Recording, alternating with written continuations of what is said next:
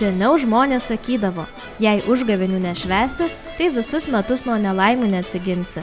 Na, o Druskininkuose jos buvo atšvęstos su trenksmu.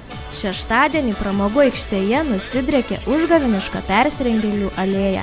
Ten sukosi įvairiausio plauko baidyklės, čigonai, giltinės, velniai ir kiti baisuoliai. Aš esu giltinė ir atėjau šiandien šienauti visus iš eilės. Visus druskininkiečius nušienausit ar sniegą greičiau? Sniegą, aišku, sniegą šienausim, bet ir druskininkiečius, kurie be kaukių atėjo, pašienausim. Norim, kad užgavėnėse dalyvautų kuo daugiau žmonių ir kuo daugiau kaukėtų, ateitų varyti žiemą, nes jinai mums baisiai pabodo. Persirengėlių paradui vadovavo 2 užgavėnių generaliniai komentatoriai – Taukus Meškonis ir Linas Kanapėlis. Pagrindinis renginio akcentas – didžiosios lenktynės Blyneliai 2013, kuriuose susibūrusioms druskininkiečių komandoms teko išbandyti ne tik kojų miklumą, bet ir sumanumą.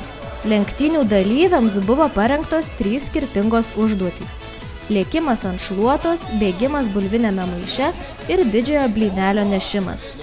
Jas kartu turėjo įveikti visi 5 komandos nariai. Oi, šiandien labai pati geriausia ir įdomiausia pramoga yra didžiosios lenktynės Blyneliai 2013, todėl kad ten galės kovoti dėl labai rimtų solidžių prizų.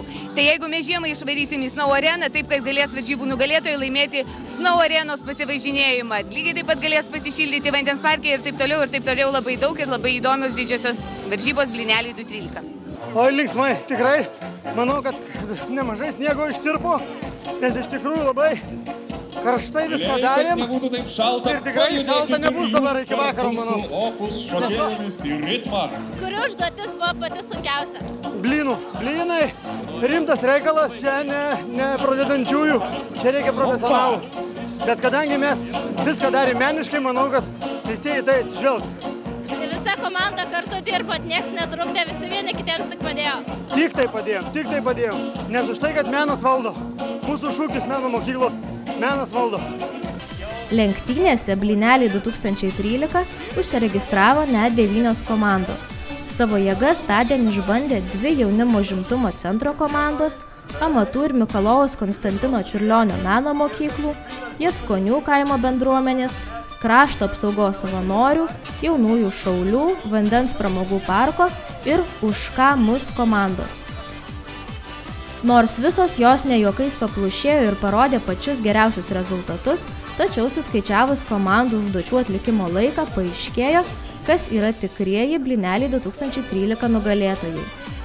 Pirmoji vieta atiteko Krašto apsaugos savanoriams, antroji vieta – Amatų mokyklos atstovams, o trečioji – jauniesiems druskininkų šauliams. Pirmųjų vietų prizininkai buvo apdovanoti vertingais Snow arenos, Vandens parko ir Druskininkų kolonada prizais. Kitoms komandoms įteiktos saldžiosios užgavėnių dovanėlės. Sakoma, kad užgavėnių dieną reikia daug ir riebiai pavalgyti, kad visus metus būtum sotus bei stiprus. Susirinkusiems pramogų aikštėje druskininkiečiams ir miesto svečiams maisto ir kvapų įvairovės tikrai netrūko. Šventėje buvo galima paragauti vietoje kepamų skaniausių blynų, sočios sriubos, sušalę svečiai buvo vaišinami arbata ir kitais skanėstais. Kepam kiekvienas užgavėnės, kiekvienais metais. Tai mūsų tradicija. Mes turim mokėti kepti ir turim mokėti pateikti tų gardų blynų. Ir ar šiais metais turi daug tešlos pasiruošę, ar užteks visiems druskininkams? Užteks didelis puodas primaišytas blynų. Šauniai šventėje prisistatė ir įvairiausių gėrybių bei pramogų paruošė Jaskonių kaimo bendruomenės kiemelis, Viečiūnų ir Leipalingio laisvalaikio salės atstovai, Vandens pramogų parkas. Akį traukė išradingas ir išskirtinis Amatų mokyklos kiemelis. Uždarosios akcinės bendrovės Minolga atstovai kepė skanius užgavėnių blynelius. Šventinę nuotaiką renginio metu kūrė ir ritmą palaikė grupė 16 Hz. Pats svarbiausias užgavėnių tikslas – išvaryti žiemą ir pasitikti pavasarį. Na, o šįmet užgavėnių generaliniai komentatoriai Taukus Meškonis ir Linas Kanapėlis dvikovą nusprendė išspręsti civilizuotai ir be grumtynių. Kova vyko ant scenos hip-hopo ritmu. Manau, nereikia čia daug kalbėti, tiesiog reikia apsižvalgyti aplinkui ir pamatyti, kad sniegas tikrai puikiai tirpsta. Ir mes tuoj jau visai netrukus sulauksime pavasario. Bet tai žiūrint, kaip pažiūrėsi, mano akimis tai tikrai jis dar netirpsta ir manau, to sniego tikrai dar bus, pažadu.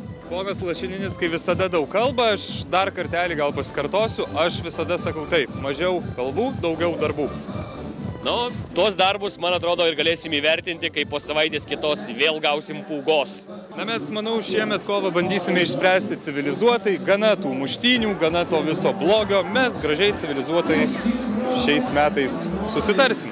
Iš ties, kovos būdą leidau pasirinkti jam šiais metais, kaip ir minėjom, civilizuotai išsiaiškinti ant scenos ir tai bus dainų dvikova. Taip, kadangi šiuo metu visoje Lietuvoje yra labai populiarūs visokie šokių, dainų projektai, mes nusprendėme, tiksliau aš nusprendžiau, kad reikia padaryti gražią, rimtą kovą. Na, o kai baigsis daina, pamatysim tada.